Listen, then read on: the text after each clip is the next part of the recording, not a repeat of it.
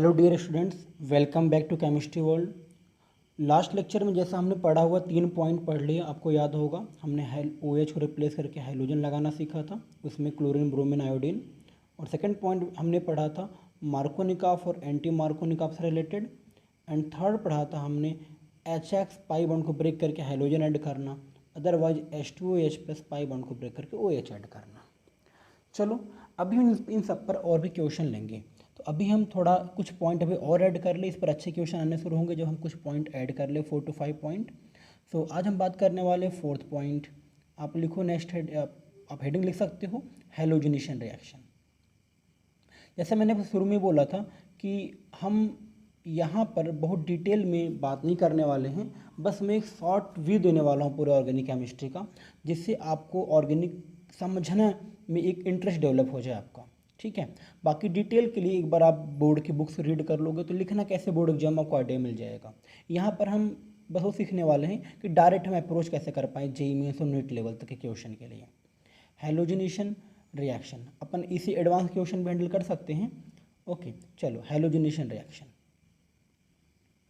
चलो ध्यान दो आप। तो कुछ जैसे मान लो अपने पास ये बेंजीन है, ये बेंजीन है अपने पास, इस पर ये CH2 CH3 ग्रुप लगा हुआ है।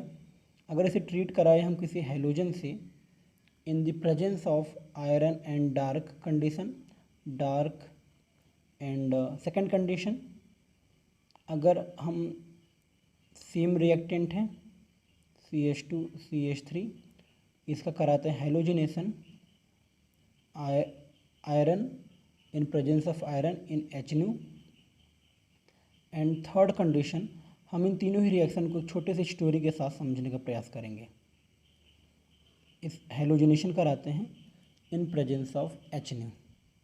तो ध्यान दीजिए आप क्या बनने वाला यहाँ पर, इसे याद देखो, इसमें आपको 2 प्रोडक्ट बनने वाला है, एक आर्थो और एक पैरा। एक बार ये हैलोजन आर्थो पर आ जाएगा और एक बार ये हैलोजन पैरा पर आ जाएगा। ठीक है, और यहाँ पर ये आपका एलाइलिक पोजीशन पे हैलोजन ऐड हो जाएगा, यहाँ पर X ऐड हो जाएगा। अब इन्हें याद कैसे रखना, एक छोटे से कीवर्ड मैं आपको देता हूँ, हिंट देता हूँ, आप ऐसे याद रख सकते हो। देखो ये है अपना घर, देखो बेटा ये है अपना घर, ये अपने घर का पड़ोसी, ये है चोर और ये है डार्क। तो रात में चोर घर के अंदर ये रिंग को इलेक्ट्रॉन देगा, ये अपना घर है तो चोर कहाँ आने वाला, घर के अंदर, ये अपना घर है। तो रिंग को इलेक्ट्रॉन डोनेट करता है, रिंग में इलेक्ट्रॉन पुश करता है ये, तो ये होगा प्लस आर इफेक्ट। तो और आर्थो और पैरा पे क्या होता है यहाँ पर निगेटिव। तो आप ऐसे याद रख सकते हो, रात में चोर घर के अंदर, मतलब हैलोजन एक बार चोर कहाँ जाएगा, जहाँ पैसा होगा। तो निगेटिव मतलब समझ लो केमिस्ट्री में पैसा। तो एक बार हैलोजन आर्थो पोजिशन पर और एक बार पैरा पोजिशन पर। तो जो पैरा वाला पोजिशन है ये बनेगा मेजर और ये आर्थो वाला बनेगा माइनर। ऐसा क्यों होता है, क्योंकि यहाँ पर सिमेट्री है देखो, और यहाँ सिमेट्री नहीं है। और तो एक जहाँ सिमेट्री होगा ना तो वहाँ ओवरलैपिंग अच्छा होगा। एक एग्जांपल समझ सकते हो आप, जैसे मैं आपको बोलूँ कि आपके पास, आपको 2 ईंट मैं देता हूँ, 2 ब्रिक्स देता हूँ, घर बनाना है। आपको एक ये ब्रिक्स देता हूँ, एक दूसरा ऐसा देता हूँ, कौन सा चूज करोगे आप, इसे चूज करोगे, क्योंकि इसके ऊपर दूसरा ब्रिक रखोगे आप तो एक अच्छे से पैकिंग होगी। यहाँ पैकिंग अच्छा नहीं होगा क्योंकि यहाँ सिमेट्री है। सेम चीज़ यहाँ भी देखो, सिमेट्री दिख रही है आपको, ये तो दूसरा मालिक्यूल आएगा तो पैकिंग अच्छा होगा, इसलिए यहाँ पर ये ज़्यादा स्टेबल प्रोडक्ट होगा और ये तो आपका बनेगा मेजर। यहाँ पर सिमेट्री नहीं है तो ये क्या होने वाला आपका माइनर। और यहाँ पर देखो आप, दिन में चोर घर के बाहर पड़ोस में, ये पड़ोसी है जस्ट इसका, तो इसके पड़ोस में, तो यहाँ पर हैलोजन आ जाएगा इस कार्बन पे। क्लियर। रात में चोर घर के अंदर, तो आर्थो और पैरा पोजीशन पे दिख रहा है नेगेटिव, तो आर्थो और पैरा पे हैलोजन आएगा। तो पैरा वाला बनेगा मेजर, आर्थो बनेगा माइनर। पैरा मेजर क्यों बन रहा है, क्योंकि सिमेट्री है। और यहाँ दिन में चोर घर के बाहर, बेंजीन के पड़ोस वाले पोजीशन पे ये हैलोजन जाके ऐड हो जाएगा। और अगर यहाँ पर बेंजीन ना हो तो फिर ये 2 पॉसिबिलिटी है, या तो ये 1 डिग्री पर जा सकता है या तो 2 डिग्री पर जा सकता है। तो यहाँ 2 प्रोडक्ट बनेंगे, एक 1 डिग्री हैलाइड बनेगा और एक 2 डिग्री हैलाइड। ध्यान दो, ये बनने वाला 1 डिग्री हैलाइड और ये बनने वाला 2 degree halide.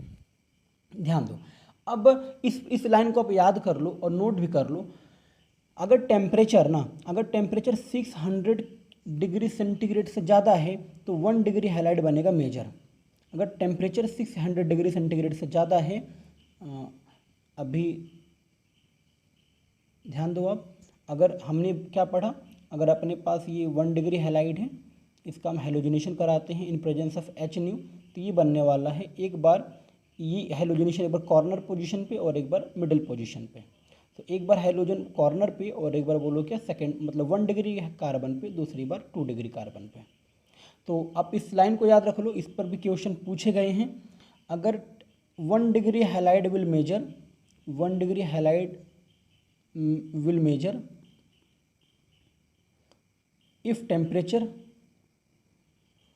temperature greater than 600 degree centigrade, and 2 degree halide will measure if temperature less than 600 degree centigrade। Okay, सो ये रहा अपना थर्ड पॉइंट। सो इसे आप नोट कर लो, तो इसे आप नोट कर सकते हो और नोट कर भी लिया होगा। चलो हम आगे बढ़ते हैं। सो यहाँ पर ये बनेगा 1 डिग्री हैलाइड और 2 डिग्री हैलाइड दोनों, बट 1 डिग्री हैलाइड मेजर कब होगा, जब टेम्परेचर एबव 600 होगा, और 2 डिग्री मेजर कब होगा, जब बिलो 600 होगा। Okay, so let proceed to the next concept. Point number 5 you can write. Now let's see, you learn aqueous KOH। What is the function of aqueous KOH?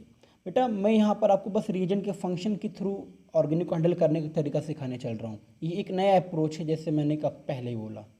Aqueous KOH या aqueous NOH, इनका function क्या होने वाला, ये halogen को replace करके OH add करने वाले हैं, ठीक है।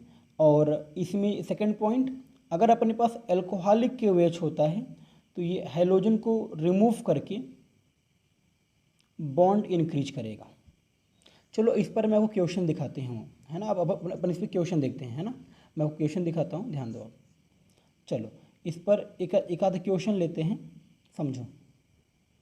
तो क्वेश्चन कैसे आने वाला, जैसे मैं आपसे बोलूँ CH3 है, CH2 है, यहाँ अपने पास OH है, सॉरी ये CH है, ये CH3 है, इसे ट्रीट कराते हैं हम SOCl2 से। तो जैसे आपको याद होगा पहले लेक्चर हमने पढ़ा था, इसका फंक्शन क्या है, OH रिप्लेस करके वहाँ बस क्लोरीन ऐड कर देना।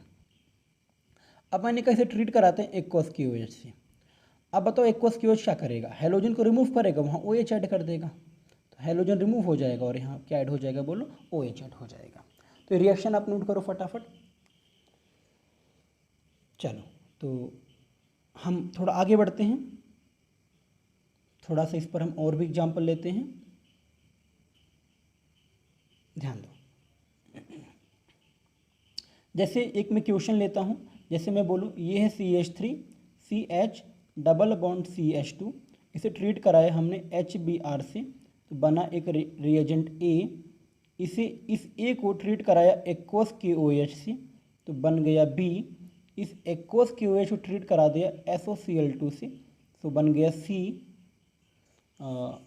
SOCl2 से, तो ये बन गया C। और फिर इस SOCl2 को हमने ट्रीट करा दिया एक्वस, सॉरी चलो आप बता दो ABC क्या है, चलो ABC बता दो क्या होगा, आप ट्राई करो इस क्वेश्चन को। चलो मैं बता दूं इसे, चलो अच्छा हाँ, SOCl2, तो इसे ट्रीट कराया एल्कोहलिक KOH से, बन गया D। और इसे ट्रीट करा दिया हमने H2OH+ से, बन गया E। तो क्या है ABCDE, चलो देखते हैं इस क्वेश्चन को। देखो अपने पास क्या है, प्रोपीन, इसे ट्रीट करते हैं HBr से। तो अब बताओ ये किस टाइप का है, HX टाइप है कि नहीं।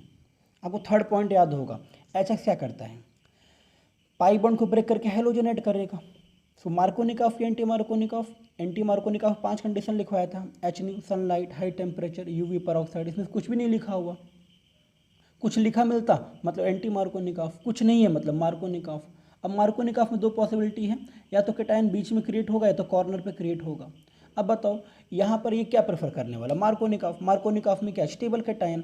तो बोलो स्टेबल कौन सा होगा, बीच वाला, क्योंकि देखो यहाँ पर क्या है, ये बीच वाले में ये 2 डिग्री कैटायन है, ये मोर स्टेबल होगा, और ये 1 डिग्री कैटायन है, ये लेस स्टेबल होगा। सो बोलो ये मार्को या एंटी मार्को, मार्को, क्योंकि यहाँ 5 कंडीशन में कोई है ही नहीं।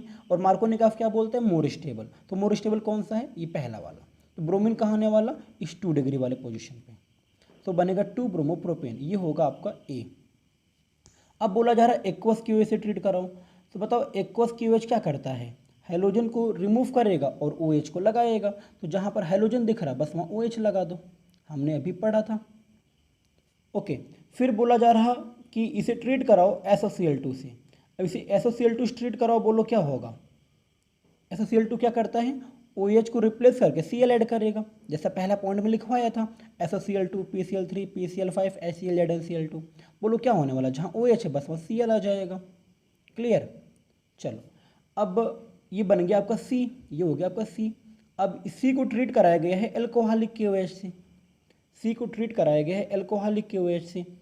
क्या बना था C अपना, C था अपना, हाँ 2 क्लोरोप्रोपेन, सॉरी 2 क्लोरोप्रोपेन। अब इसे ट्रीट कराया गया, ये आपका C है। अब बोला गया इसे ट्रीट कराओ एल्कोहलिक KOH से। बोलो एल्कोहलिक KOH क्या करेगा, हेलोजन को रिमूव करेगा और बॉन्ड को इंक्रीज करेगा। तो ये बन गया प्रोपीन, हेलोजन हट गया और बॉन्ड बढ़ गया, ये हो गया आपका D। अब बोला जा रहा इस D को ट्रीट कराओ H2OH प्लस से। H2OH प्लस से हमने लिखवाया था, हमने सीखा था H2OH प्लस का फंक्शन क्या है, H2OH प्लस, इसका फंक्शन क्या है, ध्यान दो। H2OH प्लस ये क्या करता है, पाई बॉन्ड को ब्रेक करके OH ऐड करता है। पाई बॉन्ड तोड़ोगे तो बोलो ये मार्को या एंटी मार्को 2 रूल फॉलो करने वाला। एंटी मार्को कोई कंडीशन है ही नहीं, ना तो HNO, ना सनलाइट, ना हाई टेम्परेचर, ना परऑक्साइड, कुछ नहीं है, मतलब मार्कोनिकॉफ प्रेफर करेगा। तो मार्कोनिकॉफ में क्या, मोर स्टेबल। अब बताओ मोर स्टेबल, यहाँ कोई डबल बॉन्ड यहाँ से यहाँ है, या तो पॉजिटिव यहाँ आना या तो यहाँ आना। अब बताओ कौन सा मोर स्टेबल होगा, ये वाला मोर स्टेबल होगा। मतलब ये क्या करता है, पाई बॉन्ड को ब्रेक करके OH ऐड करता है। और ये क्या प्रेफर करने वाला, मार्कोनिकॉफ, मतलब सेकंड 2 डिग्री पर क्या आने वाला, OH ग्रुप आने वाला। सो ये रहे आज के क्वेश्चन। फिर हम बात करेंगे नेक्स्ट लेक्चर में इस पर कुछ और।